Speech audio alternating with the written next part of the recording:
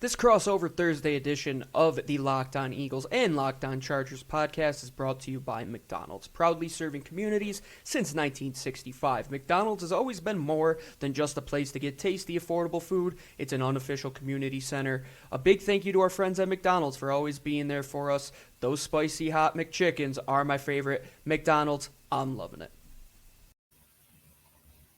Welcome on in, everybody, to another crossover Thursday edition here on the Locked On Podcast Network. As always, I am Gino Cammilleri, host of the Locked On Eagles podcast, joined by Daniel Wade, host of the Locked On Chargers podcast, which both shows should be your first listen of each and every day for your respective teams. I know the Chargers are all loving the Locked On Chargers podcast, as well as our friends here at Locked On Eagles.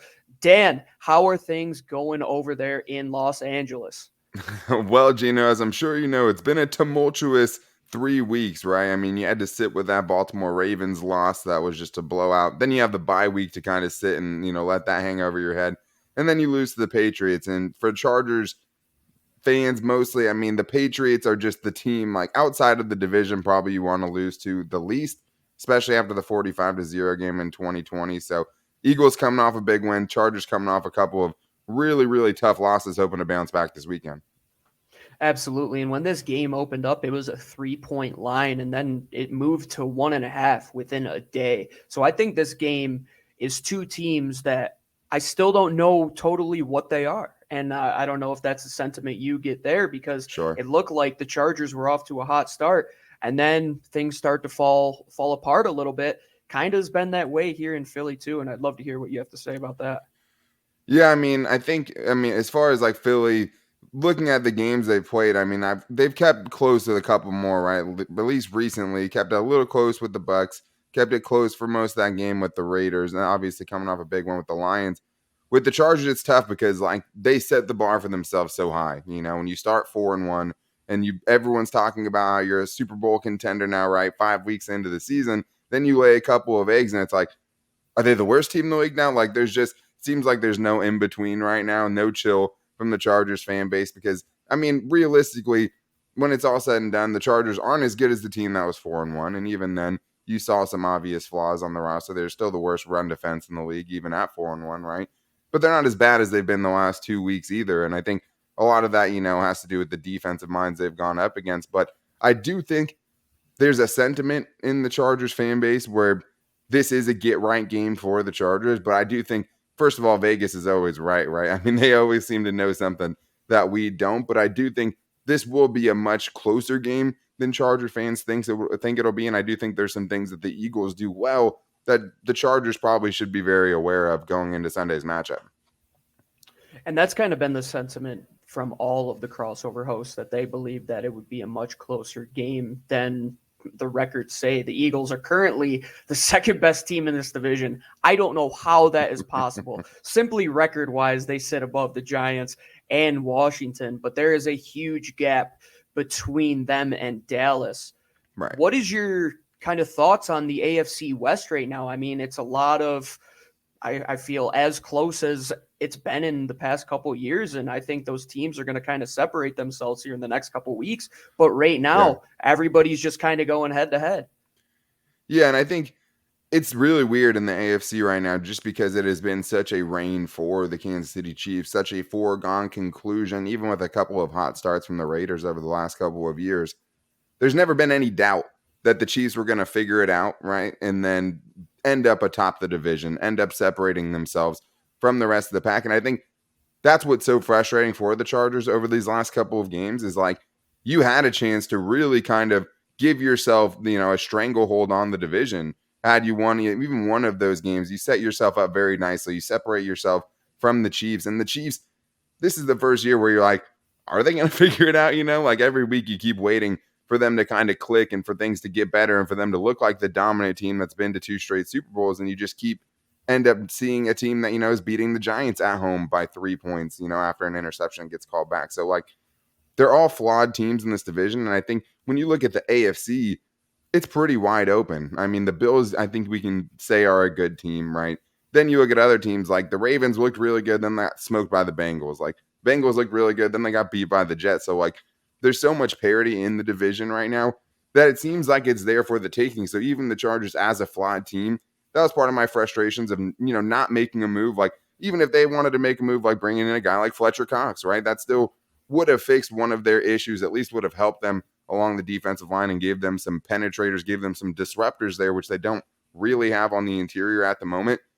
But when you have this specific example in the AFC West looking as wide open, right, as it's ever looked, like, you wanted them to do something with it. But that's just to say anything can happen at this point. But you're right. I mean, I think over the next couple of weeks is where you really can see them separate themselves, right? You will see somebody in the division potentially, take a 2-game lead, 2-game advantage in the division. I think for the Eagles, though, I'm at this point in the season, I mean, at 3-5, obviously second in their division, like, does it feel like there's a chance they can make a run after coming off of a win? Obviously, a couple of losses before that, but like, what is the Eagles fan base like? What's the temperature over there right now? Are they feeling like they can actually make some noise right now after that win? I honestly, it's kind of who you ask, I feel, because I look at the standings and I was on my plane ride home and I look and I'm like, Carolina's in the second or third wild card spot right now at 4-4. That's why, yeah. The Eagles' schedule does open up. It's a lot easier down the stretch as it was to the first 8 games that they had played. They played the Lions last week. I think this Chargers game, especially with the Chargers coming east, could play into their hands a little bit more. You have all of your division games down the stretch. I mean, there's a chance. And the thing is, they didn't really move any pieces that they have.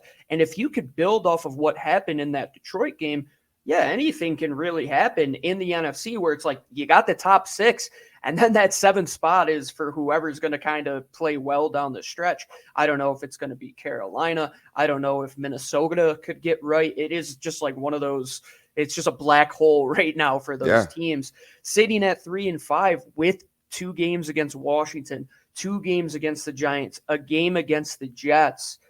I think you could rattle off 4 or 5 wins, and I had them winning 7 games, hitting just over that 6.5. Could 7 games get you into the playoffs in that 7th spot? It could potentially happen. It's not like the AFC where I believe those teams, like you guys with 4 wins, Kansas City has 4 wins, those teams will probably get closer to 9 or 10 wins to lock up that spot. In that 7th wildcard spot in the NFC right now, you're going to be walking into a gauntlet with whoever you play. But one team is going to have to play the sacrificial lamb in that role to get into that game. I say that this Eagles point of the season right now, especially after the trade deadline, knowing who you have in the building, nobody else is coming in. Reinforcements aren't about to come through those doors. It's the evaluation process for the rest of the season. And if you get good results out of it, I think you're playing with house money. But if not, you kind of see where you have to clean up moving into next offseason. But never say never with this franchise, man. After the Super Bowl in 2018, I didn't think they were going to make it. 2019, I didn't think that either. And then 2020 was a disaster. I do not know what to expect with this team. Jalen Hurts could get right and turn things around. Nick Sirianni could continue to remain hot. The defense could have the best DVOA in football, which they had last week, moving forward. I just don't know what you're going to get week to week with this team. And even talking to you right now, could they come out and completely lay an egg against the Chargers? It could happen, and I wouldn't even bat an eye. Yeah, and that's kind of, I mean, with the Chargers, you felt like you were never going to really get to that point, and then the last couple of weeks have kind of made you question that. But I mean, at 3-5, 3-5 sounds so much better than 3-6, right? So I do think that's what makes this matchup so big. Where even though in the standings the Eagles might not lose a ton of ground and they'd still be alive, right? They could still make some noise, especially with those games that you laid out. But like for the Chargers as well, I mean, this game is pivotal. I mean, 4-4 doesn't sound nearly as good as 5-3, right? I mean, it seems like 2 different worlds right there. And I think for the Chargers, it has been about consistency too. So I think that's one of the things this weekend is just what version of these 2 teams are going to show up, right? Is it going to be the 4-1 Chargers that show up or the 0-2 Chargers, right? Is it going to be the Eagles that played against the Lions or the Eagles who have looked really bad against some other teams? So I think that is one of the things that we're going to have to see this weekend, and one of the reasons why I think it's such a close line, right? Just because there is so much uncertainty about who's going to show up on Sunday. This episode of the Locked On Eagles and Locked On Chargers Crossover Thursday edition is brought to you by McDonald's, proudly serving communities since 1965. McDonald's has always been more than just a place to get tasty, affordable food. It's a place where friends and family can come to reconnect, a place where classmates, teammates, study group, or any group of friends can go and get dependable Wi-Fi and endless amounts of McFlurries and French fries. Win or lose, it is a place where teammates, competitors, and the home team or away team can come to recharge. It is a place you always look forward to after a long road trip to get your legs fresh and refuel. Come after your Little League game, come after an Eagles and Chargers game, come for a birthday party. Whatever your road trip is, you will find a McDonald's on the way there as well. It's a great place to refuel, and did somebody say that we could eventually watch an Eagles game at McDonald's with the Locked On Eagles podcast? McDonald's, I'm loving it. Absolutely so, and it's going to be a long flight for the Chargers to get out to Philadelphia, and we will continue this discussion, but right after we talk about how much gas it's going to cost this team to get from LA to Philadelphia. I don't even want to know, but if the airlines are using Get Upside, which would be an absolute con in my opinion, anybody here at the Locked On Eagles podcast or at the Locked On Chargers podcast or on the Locked On Podcast Network at all can download Get Upside and get 25 cents back for every gallon of gas that they put into their car. I mean, they got to have at least a full tank to get from LA to Philadelphia. I've never made that flight, but I'm sure it's not one that I would want to sit on. After a loss or after a win, it's probably much better. But right now, if you use that promo code touchdown, you'll get 50 cents back on your first tank of gas when you fill up. After that, it'll be 25 cents per gallon. For those who drive a lot, you will get up to $200 to $300 back per month that you could use in PayPal, Amazon, e-gift cards, and any other brand you can imagine. And it's free. So go to Get Upside, get the app, and use that promo code touchdown today. All right, everybody, welcome on back to Crossover Thursday here on the Locked On Eagles and Locked On Chargers edition of the show. I'm Gino Cammilleri here, joined by Daniel Wade, where you're making both of our voices the first listen of each and every day in your headphones, in your drive to work, whatever you do, wherever you listen to your podcast. Locked On Podcast Network is there for you. Dan, let's get into some questions on the Chargers. Starting right off the bat, my fans know that Lou and I are big fans of the Chargers. They're probably our AFC team. I'm a Ducks fan at heart, been for now 10 plus years. Justin Herbert is my favorite quarterback to come out of college in the last few years. I told all my Miami friends that they made a mistake drafting Tua and they got Justin Herbert. I want you to tell me what has been the notion of Justin inside that building since he has got there, the leadership, just how good his arm is and what he totally can do and how much trust they have with Justin in that building. Yeah, I mean, I think the first thing is surprise, right? Because even when you take a guy like that high in the draft, obviously you're expecting big things from him. But I mean, there's obviously a ton of questions going into when he was drafted of, what does he bring to the table? What is he lacking in, especially leadership? And I think that has been one of the things that has surprised the Chargers, and that has been kind of a sentiment going around the front office, was just him being a leader kind of in his own way. And I think one of the ways he's done that, and one of the ways that he's, made his teammates love him, is just by being such a hard worker, right? I mean, he's not going to ever be the rah-rah guy. He's not going to be the guy that gets fired up, but he is going to be the guy who's first in the building, last one out of the building kind of thing. And Brandon Staley always talks about the fact that he's one of the guys, right? And that's kind of the biggest compliment that you can pay a quarterback like Justin Herbert, especially one that has the introvert questions that he got during the draft process. But I think that's been the biggest surprise. But everyone knew the arm talent coming out, right? It was just, what can he do with it? Is he going to be able to fix some of the flaws that have made him, not the universally thought of number one overall pick once he gets to the league? And I think that was what was so impressive his rookie season, was just how much improvement from his last game at Oregon to his first game with the Chargers, because he looked like a totally different player. And even coming off of a couple of rough games, Justin Herbert has exceeded every expectation. I mean, he's launched himself into superstardom in the NFL before the last couple of weeks. I mean, he had one of the hottest stretches you're going to see from a quarterback, where he had legitimate MVP talks going on around him. And it was way too early in the season. But when you put together what he has physically and just being able to also make the plays late in games to win the Chargers games, because that's been one of the biggest things this season was in the Chargers wins, having been a team that lost so many one-score games. And the last game didn't really feel like a one-score game before that garbage time touchdown, but like the first game against Washington, making all of the throws towards the end of the game to keep the ball in the Chargers' hands, run out the clock with over 6 minutes left.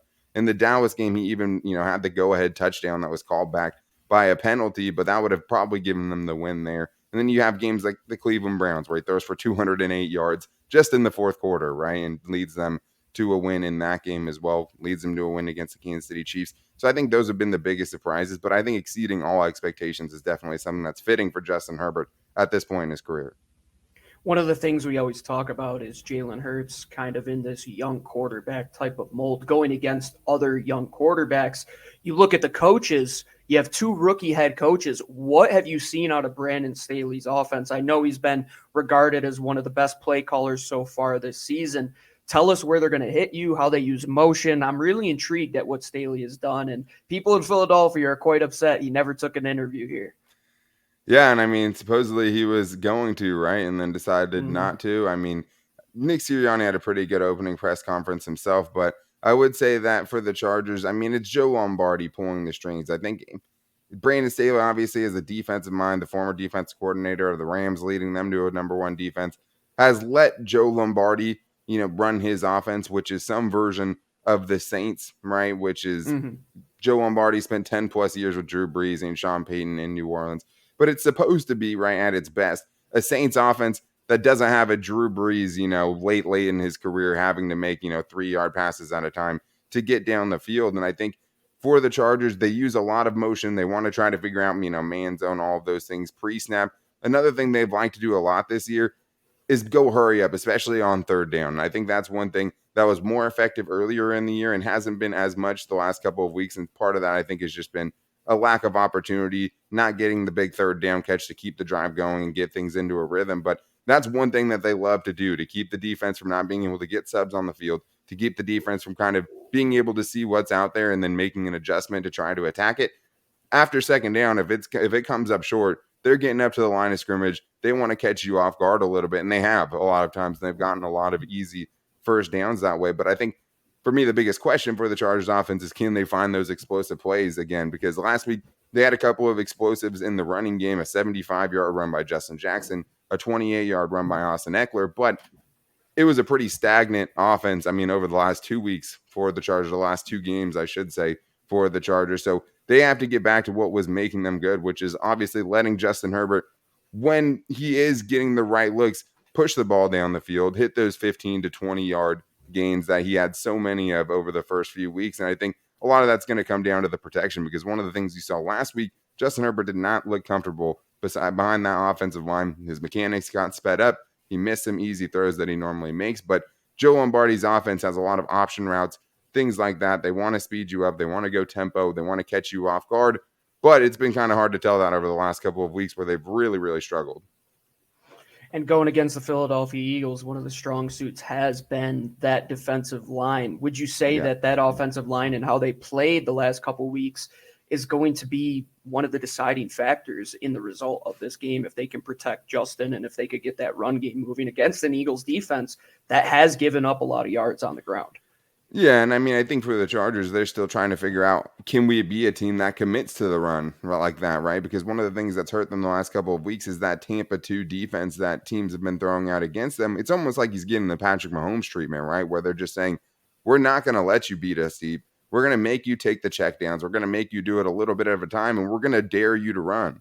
And it did lead to a couple of explosive plays last week, but like, and Chargers fans hate when I do this, outside of the two big runs, I mean, they averaged around 3 yards a carry for that game. So, like, it wasn't a consistent effort throughout the game. They did have a couple of individual players with some great individual efforts, but they still haven't shown to be that team where we're just going to pound the rock because you have the safety so far at the line of scrimmage or something like that. But, yeah, I mean, Storm Norton in general, their right tackle, a guy who's filling in for Brian Bulaga, who I'd be surprised if we saw any significant action from him, this season after a couple of surgeries.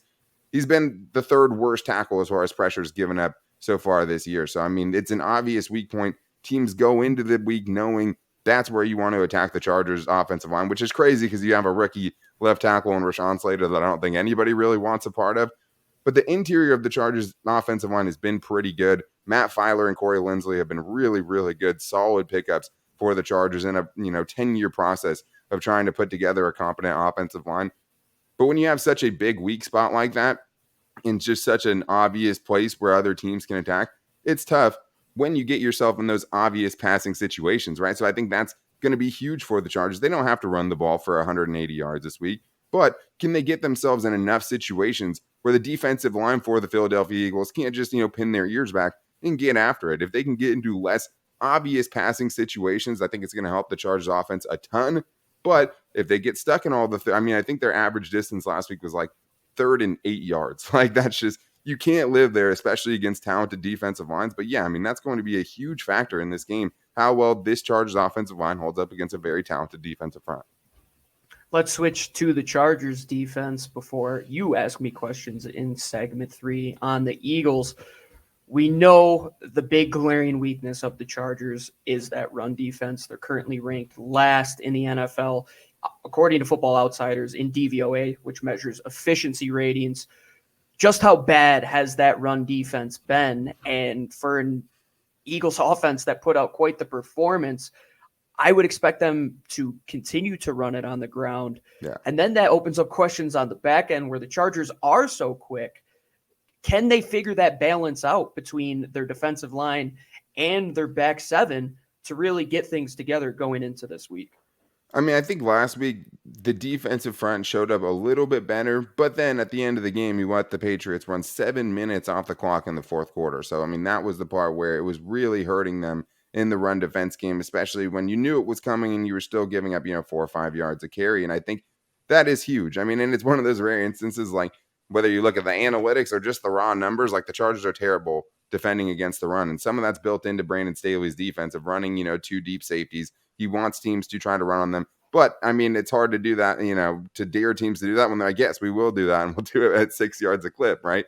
So that's been a huge issue for them. And I think one of the things you saw last week, especially in that long time-consuming drive where the Chargers had a chance to get off the field, get the ball back to their offense in a one-score game, when you're letting teams do that against you, you're not giving your pass rushers enough time to get home, right? And when you're giving teams 3rd and 3s, 3rd and 2s, it really neutralizes what Joey Bosa can do off the edge, right? Maybe you rush him on the interior, you give him more opportunities there. But when you keep giving up these big chunks and keep giving easy 3rd down situations where it's not an obvious run or pass situation, it's one of those things where like the guys aren't able to get home. But as much as the Chargers have had trouble stopping the run this week, they have a lot of issues because they lost their 2 starting corners last week in Asante Samuel Jr. and Michael Davis. And as we're recording this right now, we have no idea what their status is, right? We just know one has a hamstring injury. Asante Samuel Jr. was in the concussion protocol. So even though, obviously going into it, the run defense seems like a big issue, I'm a little bit worried about the Chargers secondary in this one too, even though you look at the numbers and they've been pretty good. Absolutely. And the last question I will ask you, give us one of the big names, or not a big name, rather. We know the big names. We know the Bosas. We know the Derwin Jameses. We know the Nasir Adderleys. An X factor on that defense that you think could really cause the Eagles' offense headaches. I think it's Drew Tranquill. I think it's the Chargers linebacker, Drew Tranquill, who didn't even go into this year as a starting linebacker, missed pretty much the entire 2020 season due to injury, got hurt on the first series of the first game in 2020, but he has made himself a factor on this defense, and he had to play himself into it. Like, he had to go and earn that role. He didn't start out as a starter. It was Kazir White and Kenneth Murray. Now Kenneth Murray's down, but Drew Tranquill has absolutely earned that spot, and I think at linebacker, especially with the Chargers run defense, he is a guy that makes a difference there. He's a guy that has great instincts to blow up screen passes, to chase down open field ball carriers, and I think he has the kind of, athleticism to be a factor in a game like this where you're going to see some RPOs. You're going to have to chase down Jalen Hurts at times. And one of the things that he's done really well is blitzing. And one of the things that the Chargers love to do is blitz Drew Tranquill to try to free up Joey Bosa for one-on-one opportunities. And that has been where Bosa has had most of his success. So even though Drew Tranquill doesn't go down as a stat sheet, for having a ton of pressures, having a ton of sacks or anything like that, it's definitely made a difference for the Chargers pass rush. So I think for this game specifically, if the Chargers are to improve in some of the areas that have really hurt them, I think Drew Tranquill is going to have a big game. Absolutely. And after we come back from a message from our friends at Bet Online, we will be discussing, excuse me, my voice cracked there because I'm so excited for this game. But when we come back, our friend will be asking me, Gino Cammilleri, questions on the Philadelphia Eagles. And Dan is ready for this game, this out of conference matchup between the Locked On Eagles and Locked On Chargers podcast. Our friends over at Bet Online are always sponsoring our two shows throughout the entire year. They continue to be your number one spot for all basketball and football action. I can't get over the player props and how you can just make your own. I've never seen any company do that. And right now, you get a 50% welcome bonus on your first deposit by using that promo code Locked On, and make sure you get that welcome bonus. It's free money, free to bet with on anything from basketball, football, baseball, NHL, boxing, UFC, and your favorite Vegas casino games. Don't wait to take advantage of all the amazing offers available for the 2021 and soon to be 2022 season. BetOnline is the fastest and easiest way to bet on all your favorite sports. BetOnline, where the game starts. All right, guys. Well, it's back here on Crossover Thursday. Locked On Chargers here with Daniel Wade, here with Gino Cammilleri of the Locked On Eagles podcast. And it's time for me to get into the Eagles with Gino. And I have some questions for him going into this game because, I mean, really a lot of my questions usually come from concern, for the Chargers. But I want to start things on the opposite side of things because every week I go into games knowing like, okay, this is what I'm afraid of. If I'm the Chargers, I know what I'm afraid of. This is what I'm afraid gets exposed. And we've seen it in the last couple of weeks, Lamar Jackson, Bill Belichick running the football against them. That was obvious. But when you're looking at the Eagles going into this matchup, what is an area or a weakness that you're afraid could get exposed by the Chargers? I really do think that the running game in Austin Eckler could really take advantage of them. And you mentioned Jackson as well. The defense rather is built much like Staley's is, where they're going to give you those run lanes. They're going to rush for, and they're going to let things spill back to those linebackers. And if the guys in the secondary aren't in position, you guys could eat us up on the ground all day long, which then opens up the play action a little bit for Justin Herbert. And when you have to drop one down into the box and leave those weapons open on the back, that's when the Eagles have been exposed. And their defense, as good as they are last week, it was a Detroit offense. When they've played those top caliber teams, the Bucs, Kansas City, Dallas, they've just been manhandled on defense. So they have to continue to make those adjustments in those formations, show some times where they're dropping 7-8 in the box, but then drop them out into coverage. They're going to have to confuse you on defense because the offense is better personnel-wise when it comes to man-to-man matchups than the Eagles are on the back end. So I really think if the Eagles can shut down that run game, and like you said on the segment prior to this, keep the Chargers in those second and long, third and long situations, then you could play within your defense. But if it starts to get where you have to play outside of your defense and do things that you aren't comfortable doing, that's when the Eagles have been at their worst. So if the Eagles can't stop the run early, it could be a very long day once again. And I'll give you kind of the same question that you gave to me on the other side. When you're looking at this Eagles defense, obviously you know that there's someone that has to step up. There's some players, obviously Darius Slay, and I'll talk about him in a little bit. I mean, one of my favorite players. I mean, he had a great matchup with Keenan a couple of years ago with the Lions. But there's obviously some question marks and some lesser experienced players that aren't, Darius Slay or Fletcher Cox or, other more notable names. So if you think there's a guy that could come up big, like if the Eagles defense is to have a really good performance, who is kind of the unsung hero that you could see it being? I think it could be the guy who was the hero of the week last week, being the edge rusher Josh Sweat, because he took advantage of an inferior right tackle, which you had mentioned is a weak. Yeah, I see your eyes light up right there. Yeah. He finished the day 2.5 sacks. He couldn't be stopped. He was lining up in that 5-tech inside 4-eye position between the guard and the tackle. He has freak athleticism. He has freak length, and he just got a big contract and is going to be the Eagles' top pass rusher moving forward after Brandon Graham is gone. Derek Barnett is on his last year of his rookie deal, and it doesn't look like they're going to sign him back. You have to win those one-on-one matchups because we know Javon Hargrave, Fletcher Cox will be doubled all day long.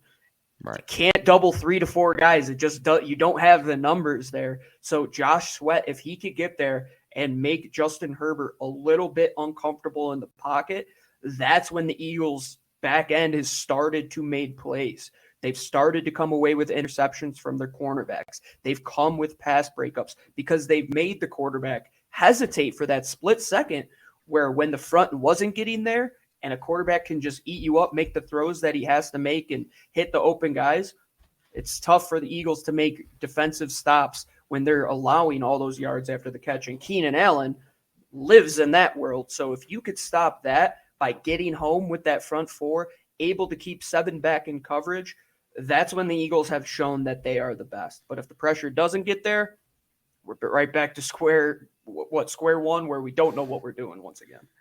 Yeah, no, I definitely get that. And I think the concerning thing with the Chargers last week is even when the pressure wasn't getting there, you could tell the internal clock for Herbert was already sped up, right? And at that point, he was already making rush decisions. Mm-hmm. And that's what led to a lot of the big mistakes. But I talked about the Darius Slay, Keenan Allen matchup. I mean, their matchup in Detroit a couple of years ago is one of my favorite corner wide receiver matchups that I've seen. But obviously the Chargers have Mike Williams too, who outside of the last couple of games, was one of the best wide receivers in the NFL through the first 5 weeks. So do you think Keenan Allen is going to get a shadow treatment? Is that something that Darius Slay is doing? Or do you think it's going to be kind of a committee effort? Well, the thing is, I mean, Keenan's going to be in the slot at times, and our second best corner this season has been our nickel cornerback being Avonte Maddox. He's in a contract year. He's trying to get paid. He came up with a huge tipped ball, fumble, which Darius ended up taking to the house last week. He's been around the football all day, and Darius, outside of maybe 1 or 2 times, he doesn't really shadow guys that often. That's not what Jonathan Gannon. Yeah, absolutely. Jonathan Gannon really doesn't like to fit that mold, and rightfully so, because if you can play a quarters type scheme where Steven Nelson has safety help a majority of the time, and your 2 top corners being Avonte and Darius can hold their own in man, I don't really think there's a need to shadow.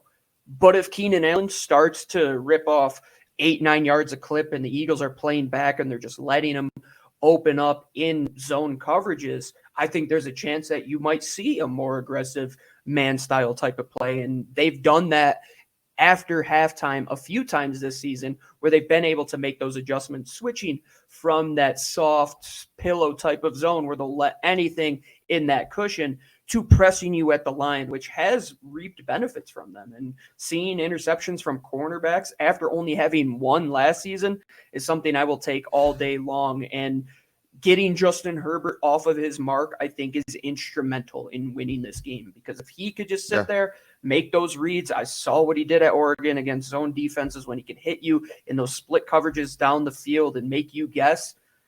Kid can hit home. He has unbelievable arm strength, and the Eagles have allowed some explosive plays on the back end this year.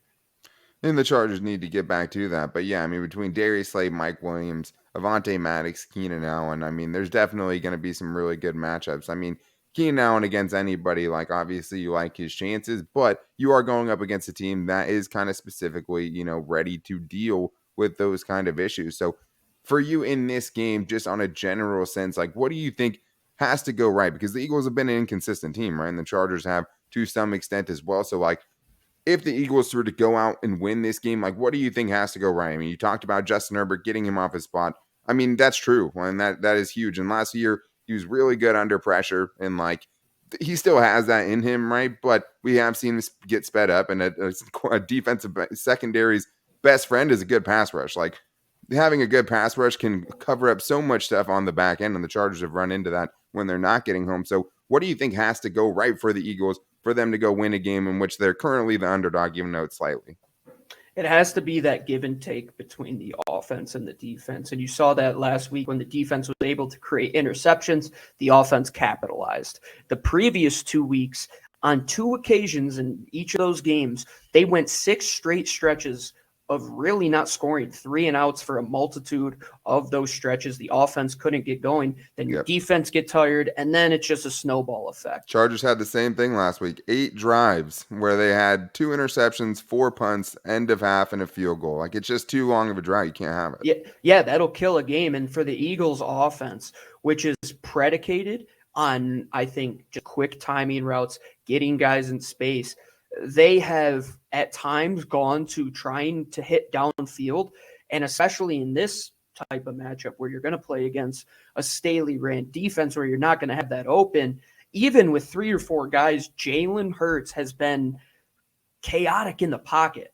And that you talk about the mental clock with Jalen or Justin Herbert getting off his mark. If Jalen does that, creating outside of structure, it was good in the beginning of the season, but hasn't been so great down the stretch. If he can complete passes quickly, get out into a rhythm, and the Eagles' offense can dominate in the run game and out physical their opponent, which I think they could very much so with that healthy unit coming back. Jordan Mailata just gets the knee brace off of his leg at left tackle. He'll be more mobile. He'll be able to kind of anchor that run front. Mm-hmm.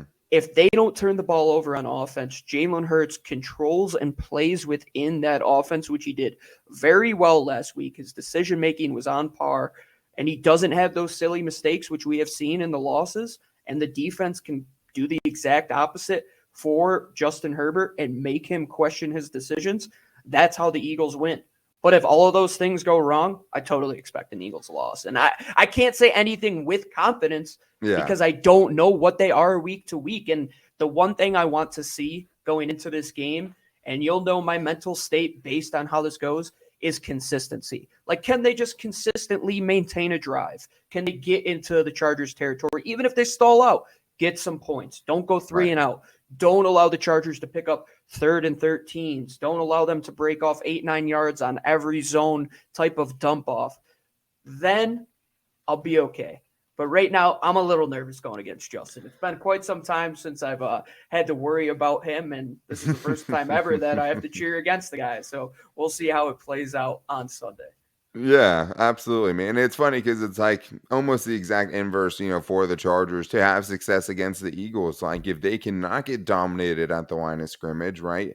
And that's the thing, like, for the Chargers defense, what I've been asking for is like, hey, you don't have to really even be good, but you have to do enough, right? You have to get a tackle for loss every once in a while. You have to put Jalen Hurts in some 3rd and 12 situations. And once you get there, your pass rushers, obviously are in much better situations. Obviously, you still have to keep contained, but it is just funny because, like, that is going to be the crux of this game. When it's all said and done, it's going to be won probably in the trenches. If the Eagles can dominate the line of scrimmage offensively, if they can keep getting themselves into these situations where you let Jalen Hurts play within the offense and take these easy, quick passes, it's going to be a long day for the Chargers defense. So I do think it is going to be a really good matchup. Like, as much as, it could seem like a much better 4-3 team or a 3-5 team, I'm not really seeing it that way, just especially with how these two teams are built. But I do think that it's going to be a very, very competitive matchup. And the Chargers, absolutely have a great chance to win this game. But there's obviously some things we just talked about, which will give them a really, really hard time. But